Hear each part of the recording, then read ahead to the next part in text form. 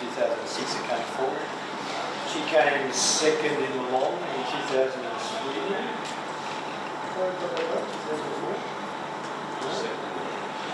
No, that's not second, sorry, 20. Middle in Sweden, she came 17th in the Czech Republic. And the sprint result, best result was 28th in 2005 in Japan. And as I said, she's been in 7 blocks over her career, and 6 of those were consecutive years. And she went to JWOC in 1996, and 1995, and 1994, and 1993. So she's about to tell us about that development of the career. Thanks, Joan. Sound a bit close. I don't have a very loud voice, so I need to speak up. So Mick asked me to speak about my orienteering in the years 15 to 25. So it's 92 to 2001-ish. Old, but I was on this land. So he asked me to talk about the key factors that helped me physically, technically and mentally in those years. So thinking of physical things, I think one of the main things which was important was training pretty consistently over those years. And that was like trying to find a balance between the amount and the type of training you do so that it's still improving but that it's sustainable, not going over the line into injury territory. And I know I didn't always find it that easy to find that balance. I had a lot of injury troubles myself. I'm not trying to get into a sob story, but I've had shin splints and stress fractures, so I had to be really careful about the amount and type of running I did. So,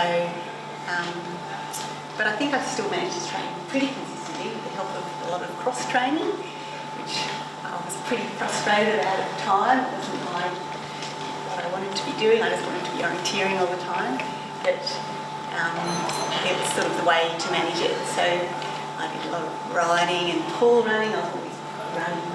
I think it was really quite effective, even though it's a bit mind-numbingly boring at times, but it helped me be able to keep training pretty consistently. And another thing I think the key factor is becoming a better terrain runner. I think that really helped me.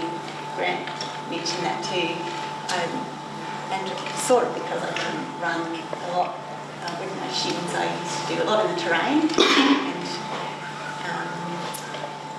And I think I learned that too, sort of spending time overseas. I did a uni exchange, spent a year in Sweden, and realised how much running a lot of orienteers do in the forest every week. I think that's a really key skill. It's quite obvious, but it's really helps to learn to be smooth in the forest, and you can spend a lot more energy on your navigation and just be a bit more daring, I suppose, with your route choices. You can be more direct if you're confident in your terrain running ability. So I think that helped me along the way. A lot of runs I did were in terrain. And then technical factors which helped me. I think, like any skills, it's just a lot of practice.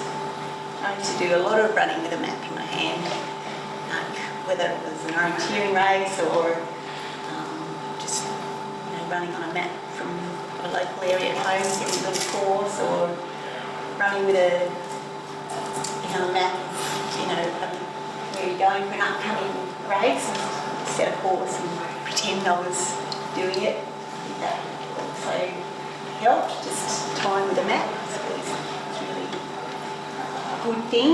And again, the Swedes and stuff, they just do heaps of their training with a map, and it gets them a long way. And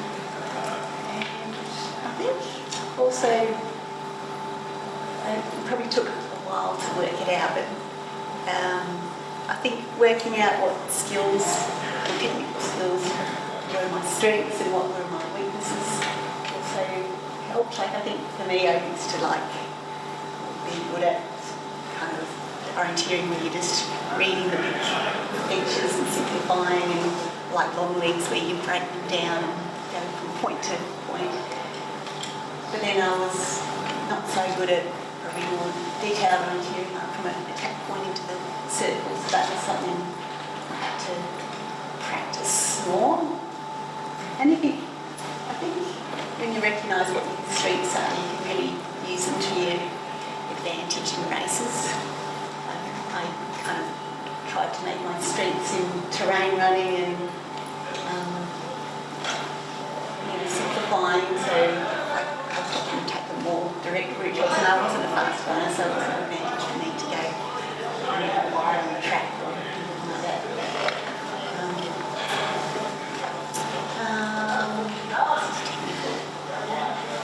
My little cheat sheet, because I wrote a few things down.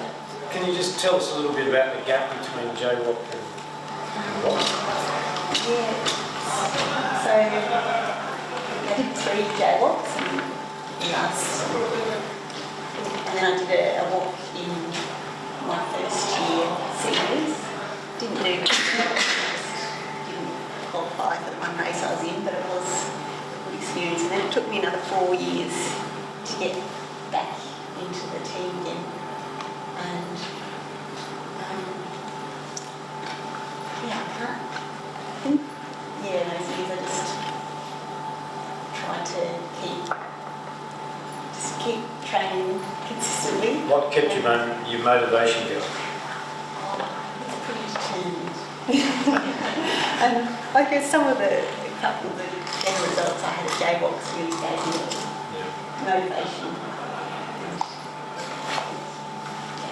Sort of a little bit of a taste of, running, what it's like running against those European UFC. I got a thrill from running in those races, and I really, really wanted to get back in the national team to run the World Championships. Then in 2001, and in that same year we went to the World Games. It was the first World Games, and Grant and Cash and Rob and I were the team, and that one probably brings me to the sort of mental factors that help you building confidence. So that one was a real massive confidence boost. It was an individual race on the first day, which Grant had a blinder and he won, and it was just so exciting for us all. And the next day, the four-person relay. New York was performed really quite well, and we had a really good result. It was 5th and just 4th, was it? Seconds away from 3rd. It was very exciting. Anyway, it was one that I just gave me such a boost. I think, before then I'd just seen European orienteers up here and me down there, and then that World Games was in Japan and on sand dune terrain, and it was really kind of neutral. I brought everyone to a more even playing field. I sort of found that I was running along that relay near people who I thought were way up here, to close the gap a bit, and it was a big confidence boost. I think that's a really important thing, is when you have a good result like that, to reflect on it and get something good out of it and play it, and something that gives you a lot of confidence to continue on.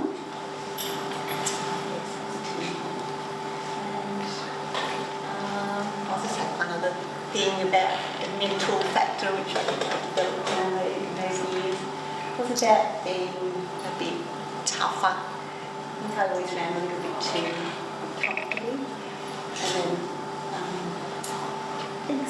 particularly being overseas and running into relays and realising when you've got other people around you are so low, and finding that you can actually still orienteer that speed. I think that's a bit of a turning point for me to realise that I could actually push myself a bit harder and not get lost most of the time. And the other thing is to just enjoy it. I think that's one of the keys too. We're all some sport, a lot of good people and fun opportunities to come to things like this and go and see.